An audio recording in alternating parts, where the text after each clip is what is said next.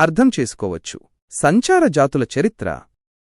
భారతదేశంలో సంచార జాతుల చరిత్ర చాలా పురాతనమైనది. వీరు ఎందుకు సంచార జీవనాన్ని స్వీకరించారు, వారి సంస్కృతి, ఆచారాలు ఎలా ఉంటాయి వంటి అంశాలను పరిశీలించడం ముఖ్యం. ప్రభుత్వ పథకాలు. సంచార జాతుల సంక్షేమం కోసం ప్రభుత్వం అనేక పథకాలను అమలు చేస్తుంది. ఈ పథకాల గురించి తెలుసుకోవడం మరియు వాటి ప్రభావం గురించి చర్చించడం అవసరం. సామాజిక అంగీకారం. సంచార జాతులను సమాజంలో సమాన హక్కులతో కూడిన పౌరులుగా గుర్తించడం చాలా ముఖ్యం. వారి సామాజిక అంగీకారం కోసం ప్రయత్నించాలి. విద్యా అవకాశాలు.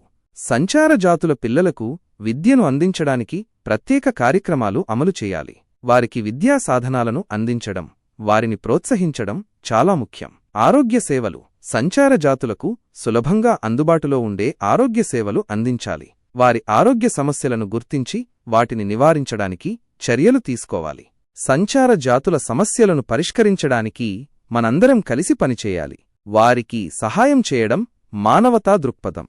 మీరు సంచార జాతుల గురించి మరింత తెలుసుకోవాలనుకుంటే ఈ కింది అంశాలపై పరిశోధన చేయవచ్చు. భారతీయ రాజ్యాంగం.